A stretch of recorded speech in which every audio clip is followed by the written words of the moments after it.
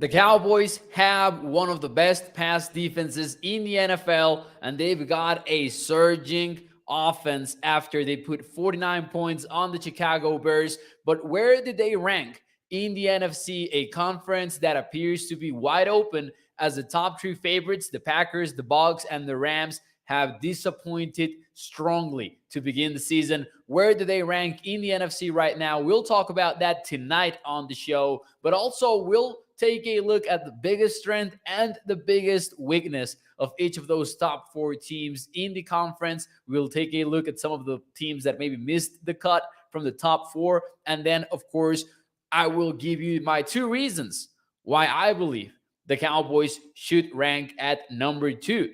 And later, before we get out of here, we'll get into the stat of the week brought to you by freemanmazda.net. So do me a favor and hit the like button. Share if you're watching on Facebook, YouTube, or Twitter. Remember that with every thumbs up, you do me a favor putting this show in front of more and more Cowboys fans, because that's how things work on YouTube and on Facebook.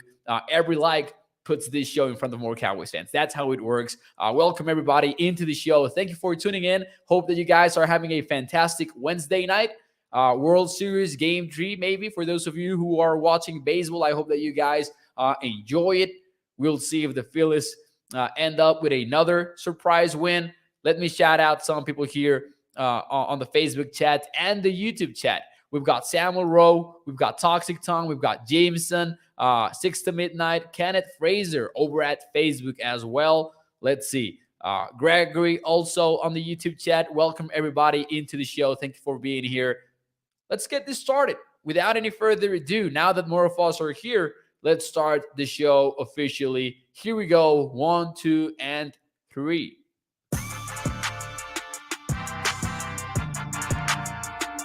What is up, everybody, and welcome into ADZ Sports Dallas Primetime. I am your host, Mauricio Rodriguez, streaming with you live every Sunday through Thursday night at 8 p.m. Central here on Dallas On Demand Sports Talk Network, with a lot more content coming your way. Make sure that you check out adcsports.com/Dallas. And as always, remember that Primetime is brought to you by our friends over at freemanmazda.net. We will talk more about them and the ride of the week when we get into the stat of the week. That a little bit of a spoiler alert, it disproves a major Tony Pollard narrative. So stay around for you to hear that stat. I think that it's an impressive one.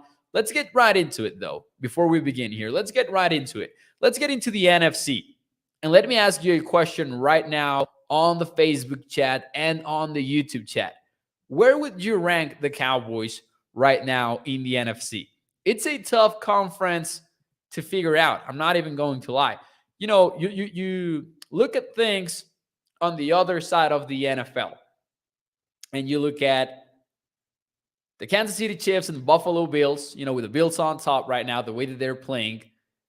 And they are miles ahead of any other team in that conference. But you look at the NFC, and it's tougher to figure that one out because, yeah, the Eagles are 7-0, but I'm not sure that NFL fans feel as confident on them as we do with the Bills and the Chiefs, mainly because of the quarterback situation, the coaching situation, and maybe even the consistency over the past few seasons. The Bills and the Chiefs have been main characters in the NFL for a while now.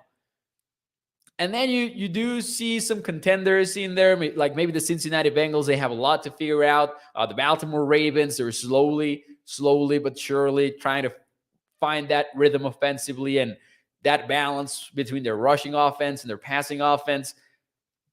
But you clearly see who's ahead of them.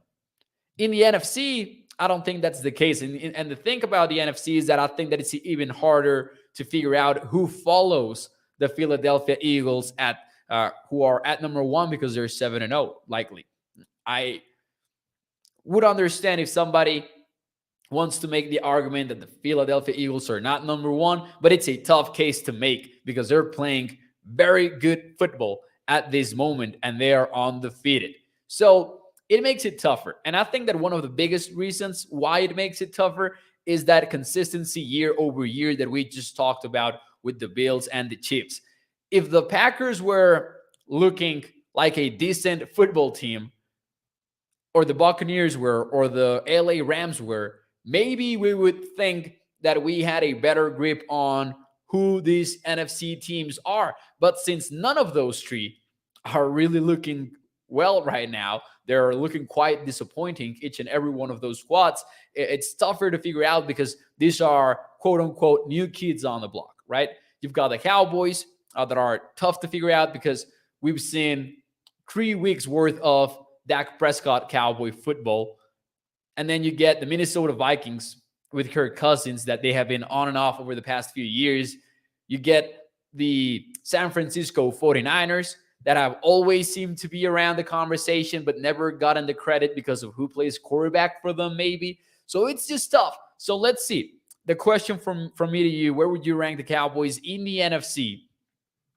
And shout out to 6 to Midnight saying we got to get Mo's views up. Thank you for that, 6 to Midnight. And also to Kenneth Fraser for sharing the video over at Facebook. I appreciate it. But let's see some of your, Joe as well from Italy.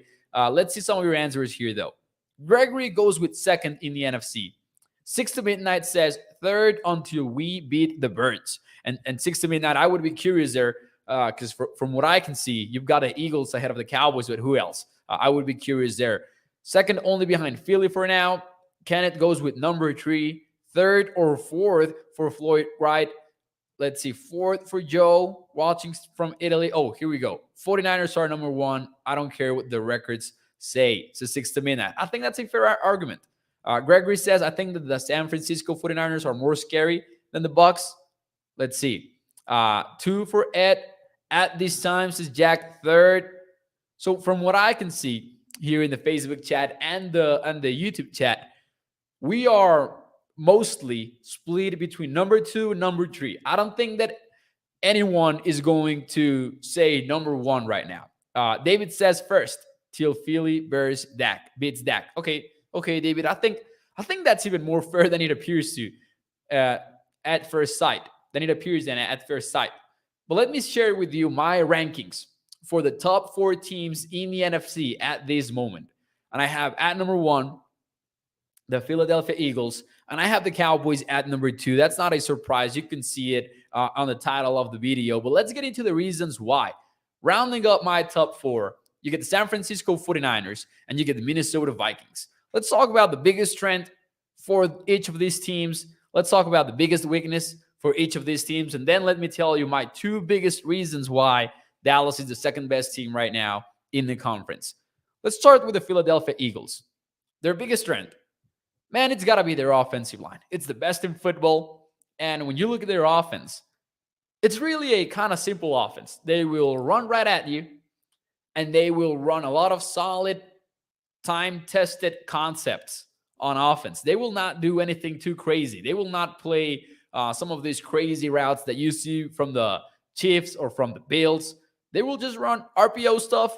They will get Jalen Hurts on the move, bootlegs, all of that. And Jalen Hurts can throw the deep ball behind that offensive line. Now, I will tell you something. I don't think that Jalen Hurts' deep passing game has ever been in question. I think that what's really been in question has been his ability to face the blitz, to find answers, to have hot routes, to throw hot, and all of that kind of little things that quarterbacks need to do. I don't think that it's never been about him throwing the ball deep, because I've seen some people trying to push that narrative that, Jalen Hurts is throwing deep, even though people said that he couldn't. I don't think that's the case, especially when we're talking about throws over the sideline. I don't think that anyone doubted that was on Jalen's toolbox. But yeah, that offensive line, though, the best thing about that offense, for sure, it allows Nick Sirianni to keep things simple for his team, and they can just go out there and beat you by being better than you in the trenches. The biggest weakness for the Eagles, man, I couldn't think of anything. And that's what's scary about Philadelphia, in my opinion. You could be maybe, you could nitpick a little bit and say, oh, their schedule has been easy. Their schedule will remain easy, so we won't know who they are until the playoffs. But I don't want to put a weakness in there when it's something that they literally can't control. They cannot control who they play. They can just control bidding who they play. And they have done so, in convincing fashion. They just blasted the Pittsburgh Steelers last week like the Buffalo Bills did when they faced them.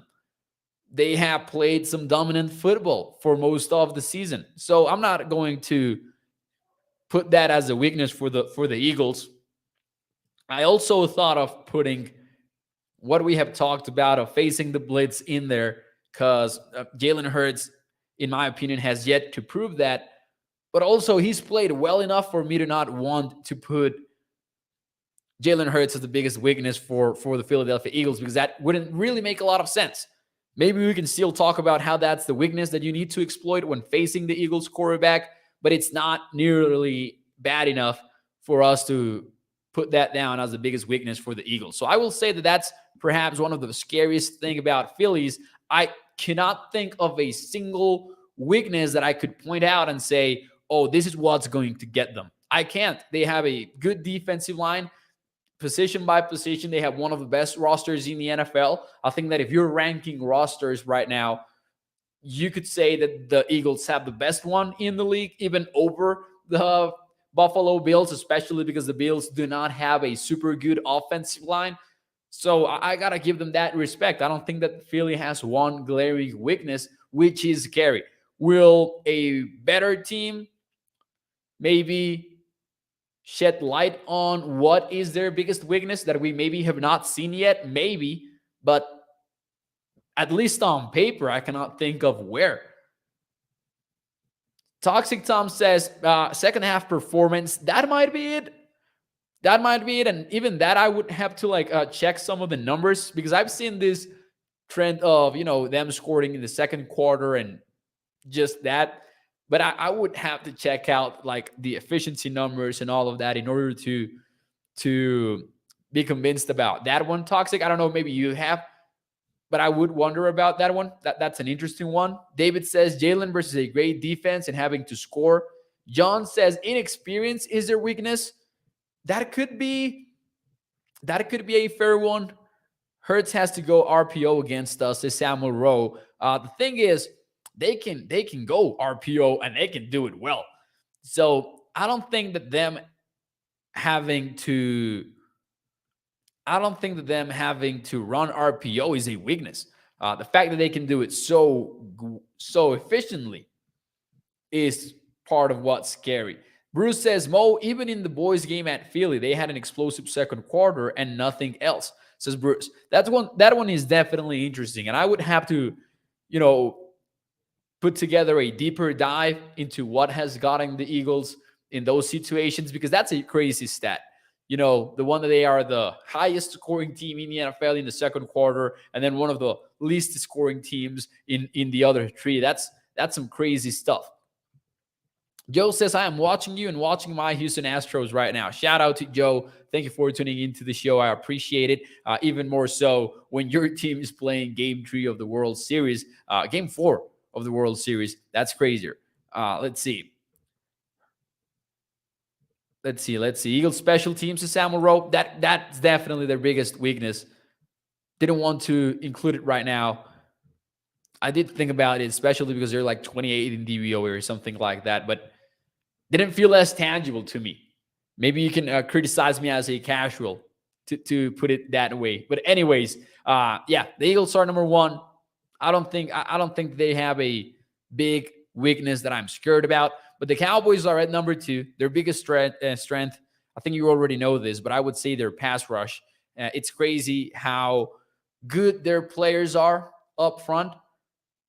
But even pass rush could be selling it short, because I'm not only talking about the players. I am talking about Dan Quinn and how he deploys his weapons. And, in week 3, we had a specific take here on Primetime, and we saw that the Cowboys pass rush could be the most dangerous unit in the entire NFL. And at the time, maybe it felt like it was a little bit too soon. Some of you will remember that we had that conversation. I feel pretty good about that take. I don't know if there is a scarier unit around the league other than the Cowboys pass rush, especially when you take into account Dan Quinn's designs on their pressure packages. Because, yeah, I know that Dallas is not one of the heaviest blitzing teams in the NFL, but when they do, it is timely, it is dangerous, and it always has a goal. And remember, one of the golden rules in football has to be don't blitz just to blitz. When you blitz, you're trying to exploit a specific weakness, and the Cowboys have done that as consistently as any other team in the NFL, which is maybe why they're one of the teams that has the highest stunt rate up front. Dan Quinn just knows where to attack you, and that is a game changer to me. Weakness, I will say third down offense. The Cowboys still rank in the bottom 12 in this category, which is obviously not ideal. Something that they need to get better. And versus the Chicago Bears, they were 9 of 11 on third down. So obviously that could improve down the road. But even with that performance, there's still a bottom 12 team in the league. Of course, Cooper Rush was manning the offense for most of the season. So maybe under that changes a lot moving forward. Hopefully that is the case. But the key for that is to remain aggressive on first and second down in order to not face 3rd and 7 consistently or 3rd and 10 situations. Hopefully they're able to avoid that. Then I have the 49ers at number 3. And to me, it's more or less a tie between the Cowboys and the Niners. I would have to say that maybe they're tied at number 2. But I didn't want to ride the fence that way, so I put the 49ers at number 3. Their biggest strength, obviously, Kyle Shanahan and the way that he schemes things up. You know, he's labeled as an outside zone coach, but they do so much more in that offense. It's crazy. And now he's got better playmakers. Last year, it was Deebo Samuel. It was Brandon Ayuk. But Christian McCaffrey in there is just a very dangerous proposition. I was seeing a stat earlier this morning in which it was revealed that McCaffrey had one of the highest touch rates of his career in his first game for the 49ers with a full week of practice. Because that game versus that last week's game, I don't count that. The first one for McCaffrey, that he arrived there versus the Rams, middle of the week. I think that he showed up in practice Friday for the first time. So obviously his performance was not going to be great. But now that he was back with a full week of practice, McCaffrey had one of the highest touch rates of his career for a single game. That goes to show you just how much Kyle Shanahan is planning to use C-Mac. And when they get Deebo Samuel back, when he comes back from injury, it's a dangerous team.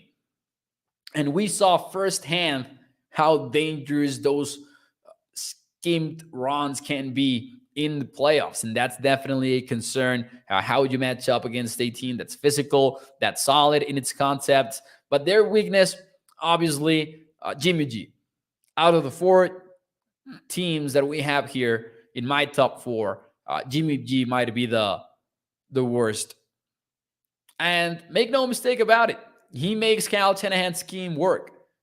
Whenever Jimmy G has been healthy for Shanahan's teams, he's been one of the most efficient quarterbacks in the entire league. And that's been consistent too. But there's no denying that he is limited, that the 49ers cannot do everything that they want with him, which is the reason why they drafted Trey Lance. But anyways, at number 4, I wasn't sure about adding the Vikings to my top 4, but their record kind of demands it. They're 6-1, 9 weeks into the season. So I will say that their biggest strength is the rush offense. They really do a lot of things in the running game, a lot of concepts. They can run inside, they can run outside, and they're efficient with it. They're one of the top 2 teams in plenty of categories in their rushing efficiency. So you got to give them some love there. And the thing that I don't like about Minnesota, we could call it a weakness, or maybe we could talk about it being a little bit more circumstantial. They play a lot of close games.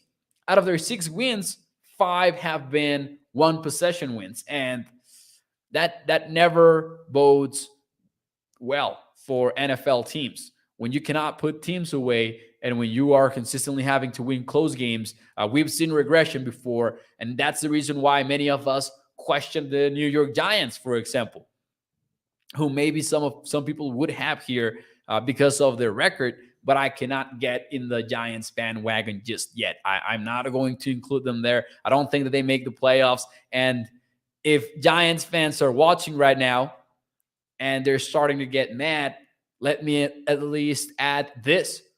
I am scared.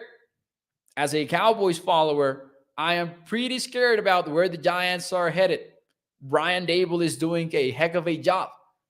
Just not in 2022 for some reason. I don't think that the Giants have the offensive line. I don't think that they have the defense. So I will say that. I will say that the Giants maybe are a team that I would sell stock on at this point of the season. Gregory says, Mo, who do you think has the best special teams? Out of these 4 teams, that's a good one.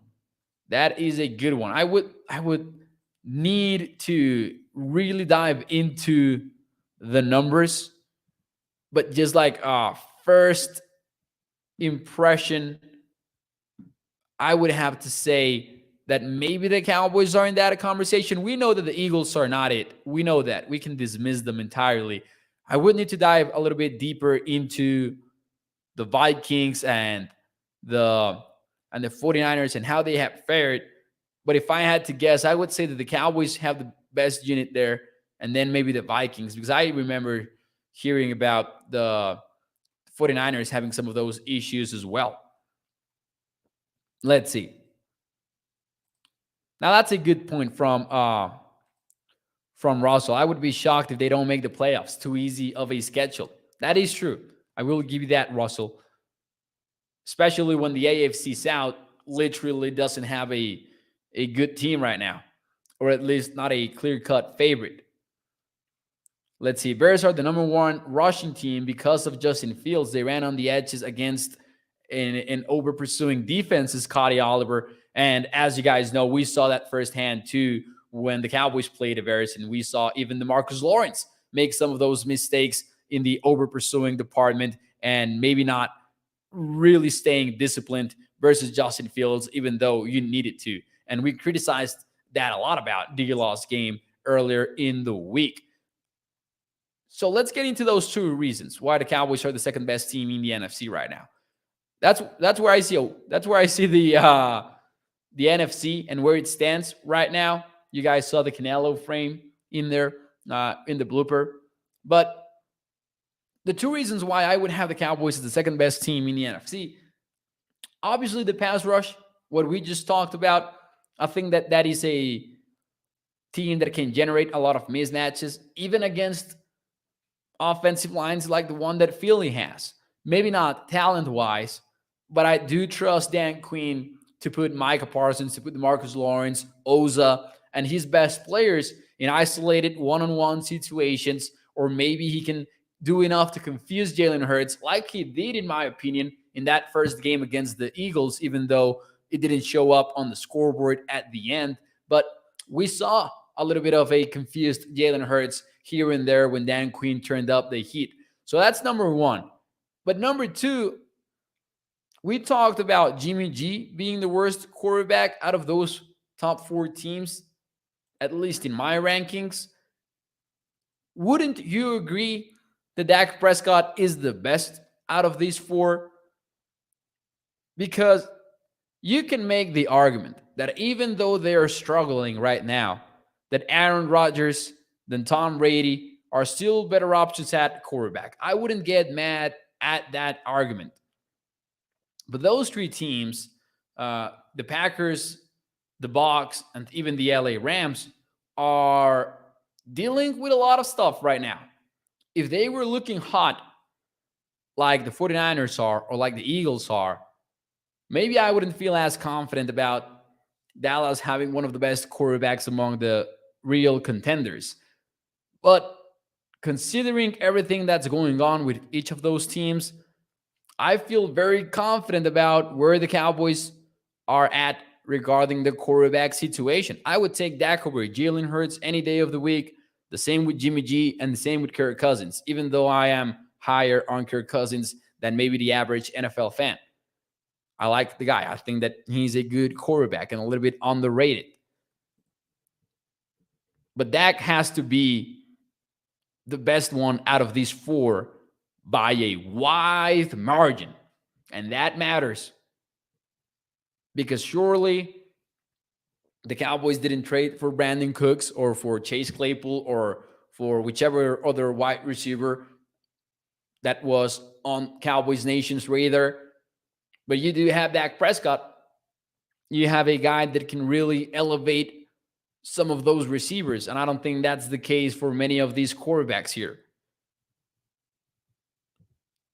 Once more, you can make the argument for Rodgers, for Tom Brady.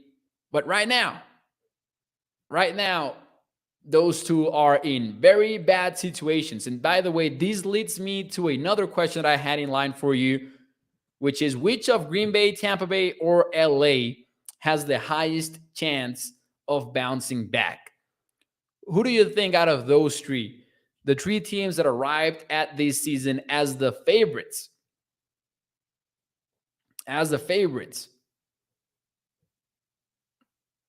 which of those bounces back, or which of those has the highest chance of bouncing back? The Bucs have had a lot of problems with personnel. They have been hurt. And listen, the Packers are also dealing with injuries, the same with the Rams. But the team out of those three that has truly been hurt is Tampa Bay.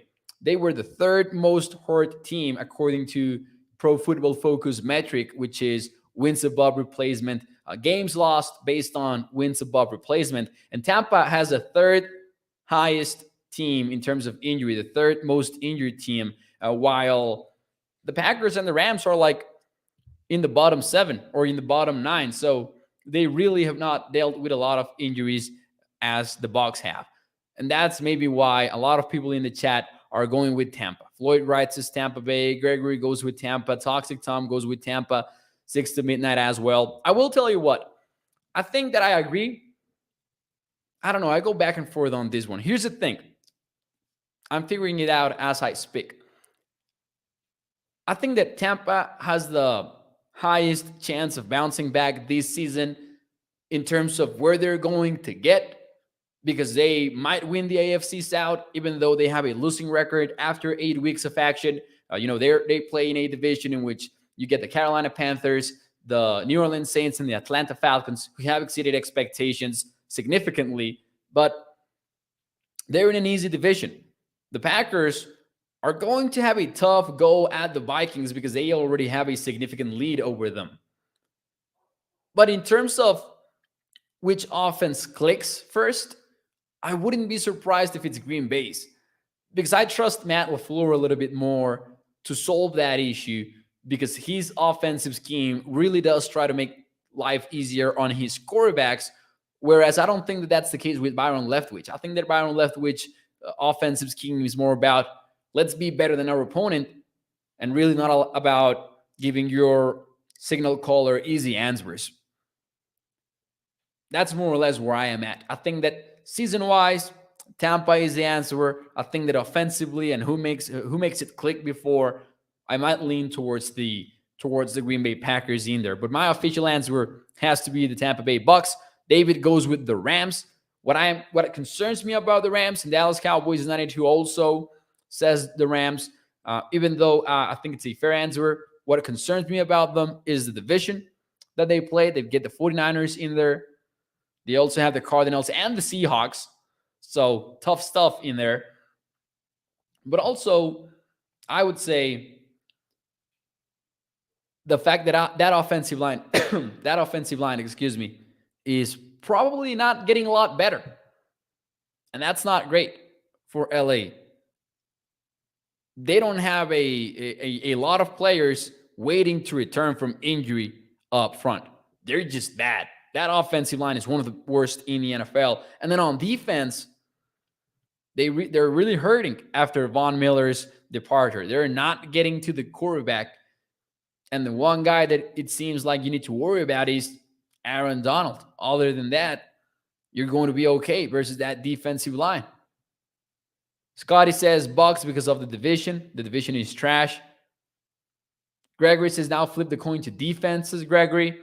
And in that sense, I would say that, yeah, the Bucs have the best defense, maybe out of those three. So that's another angle. Anyways, ladies and gentlemen, before we get out of here, it is time for the stat of the week. And this stat of the week specifically, this proves a narrative that some people are trying to push regarding Tony Pollard and the Cowboys running back. So let's get into the Freeman Mazda stat of the week. That is right. It is time for the Freeman Mazda stat of the week. And this time we're going to talk about the Cowboys running backs. Tony Pollard blew up against the Chicago Bears on Sunday. They put 49 points on the board as Pollard ran for 131 yards. And now the conversation is Pollard should be the number one running back. And that's very, very true and fair in my opinion. And one of the reasons why it is true is what he has been able to do based on the situations that he has faced. Because if you are a Cowboys fan, you have probably heard this by now. Tony Pollard gets better looks because he's not Ezekiel Elliott. And when he's on the field, teams are not expecting the Cowboys to pound the rock. However, Pollard is the number one running back in the NFL, according to Next Gen Stats, in rush yards over expectation per rush attempt. That means that Tony Pollard gets more yards each attempt compared to what the average running back would get depending on the situation, which includes down, distance, the defensive look that he's getting. He's number one in that category, and he is in the top 12 in rate of runs versus defensive box with 8 players or more. So that storyline about Pollard not facing loaded boxes couldn't be more false.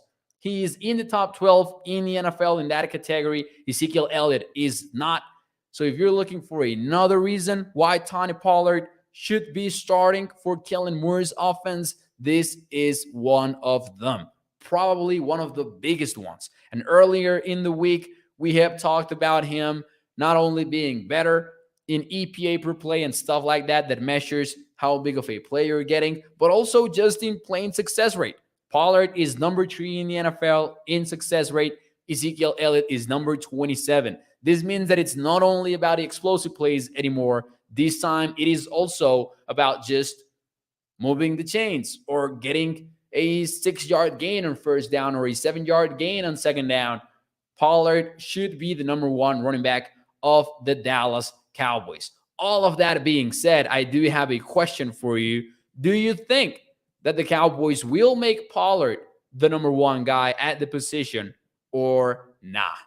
Let me know in the comments. Not if they should. Do you think that they will? Yes or no? While you give me your answers, and before I give you mine, let me talk to you about our friends that are bringing you the stat of the week, FreemanMazda.net, and the write-off of the week, which is the 2023 Mazda CX-30 Carbon Edition. Hear me out. This one starts at $30,290. It's got all-wheel drive, auto climate control, a sunroof, heated leather, memory power setting, and of course, blind spot monitor for your safety. It comes with a miles per gallon capacity of 24 when you are in the city. That goes up all the way to 31 when you are in the highway. So make sure you check this one out. You can check out the pictures of the inside, the outside of the vehicle over at FreemanMazda.net. And remember that when you choose Freeman Mazda, you are choosing a lifelong partnership with your car dealer. There you go. That's a Freeman Mazda stat of the week. Let's see some of your answers here. Do you think the Cowboys will cave? Do you think they will give in and make Pollard the number one guy? Nah, it's a 6 to midnight. Toxic Tom as well. Russell says next year, but not this one. Cowboys 92 says no. Yes for Gregory. Some hope there. Peter Rizzo says no. Floyd says nah. Jerry's too hard-headed to have Pollard at the number one. They should, but no. 6 to midnight says he's been a better runner for 3 years now. If it hasn't changed by now, it never will. I agree with you. I say that they won't do it. If you want a silver lining, though, as I talked about earlier in the week, I don't think that the difference would be that massive. Whoever starts for this team is getting about 4 more carries or something like that. I don't think that it would be a massive difference that it would really make the Cowboys offense skyrocket. However, because of this explosive plays, maybe those 5 rush attempts or something like that can be a game changer, especially when Pollard is exploding the way that he is. He had 4 runs over 10 yards versus the Chicago Bears. Those change games. Toxic Tom says our biggest weakness is ownership because they won't start Pollard over Zeke. And, the first thing that Jerry Jones said after the win over the Bears was, we go as Zeke goes. And that kind of sucks because the answer that you want is not even, Pollard is our new running back 1. That's not what you want to hear from Jerry Jones either. What you want to hear on an ideal world is, I trust McCarthy. I trust the coaching staff to figure that one out. I don't make those decisions. Now, that would be music to Cowboys Nation's ears. But the fact that right after that win, the comment was, "Oh no, not a chance." Yeah, we go with Zeke goes. Come on, that's kind of disappointing as always.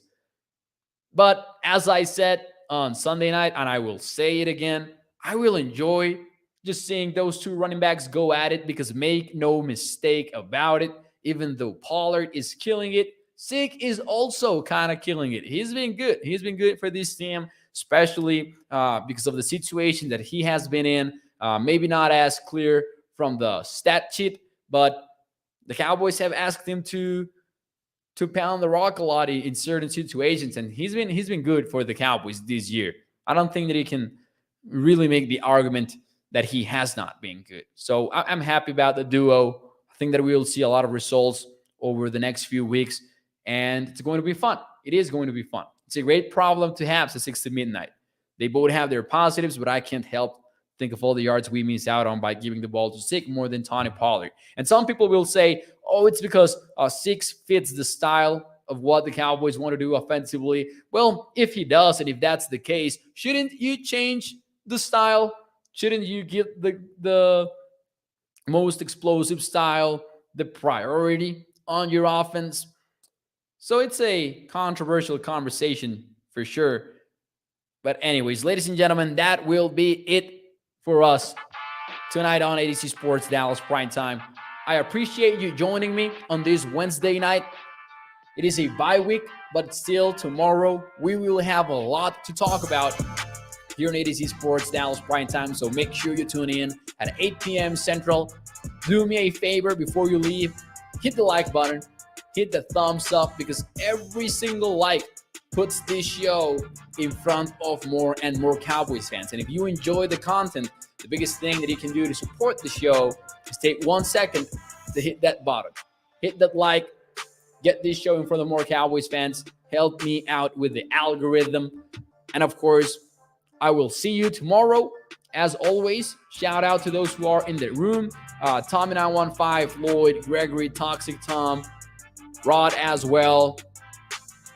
Thank you everybody for joining the show. Nos vemos el día de mañana. Jueves. Adiós, Serie Mundial. Bye bye.